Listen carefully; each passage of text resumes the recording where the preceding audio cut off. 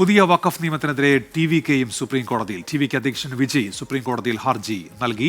മുഹമ്മദ് റഹീസ് ഉണ്ട് ചെന്നൈയിൽ നിന്ന്. മുഹമ്മദ് റഹീസ്, വിവരങ്ങൾ.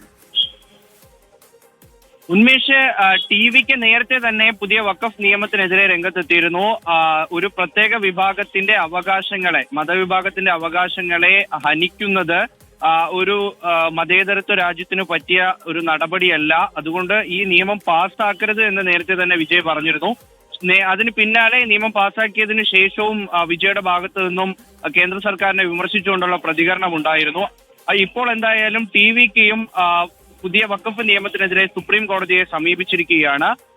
നേരത്തെ ഈ DMKയും ഒപ്പം തന്നെ സർക്കാരും സുപ്രീം കോടതിയെ സമീപിച്ചിരുന്നു. പിന്നാലെ ഇപ്പം വിജയും സുപ്രീം കോടതിയെ സമീപിച്ചിരിക്കുകയാണ്. ടി.വി.കെയുടെ ഒരു പാർട്ടിക്ക് വലിയ തോതിൽ ന്യൂനപക്ഷ സമുദായത്തിന്റെ അല്ലെങ്കിൽ പ്രത്യേകിച്ച് മുസ്ലിങ്ങളുടെ പിന്തുണ ലഭിക്കുന്നു എന്നുള്ളൊരു വിലയിരുത്തൽ കൂടി നടക്കുന്നതിനിടയിലാണ് ഇപ്പോൾ ടി.വി.കെ എന്തായാലും ഈ സുപ്രീം കോടതിയെ സമീപിച്ചിരിക്കുന്നത്. മാത്രമല്ല, ഈ BJP AIADMK സഖ്യം വന്നതിന് പിന്നാലെ ടി.വി.കെക്ക് കൂടുതൽ ആശങ്ക ഉണ്ടാക്കുന്ന ഒരു സാഹചര്യം കൂടി തമിഴ്നാട്ടിൽ രൂപപ്പെട്ടിരിക്കുന്നു. അതിനിടയിലാണ് ഇപ്പോൾ വിജയ് സുപ്രീം കോടതിയെ സമീപിച്ചിരിക്കുന്നത്. മുഹമ്മദ് റഹീസാണ് ചാനലിൽ നിന്ന് വിവരങ്ങൾ നൽകിയത്.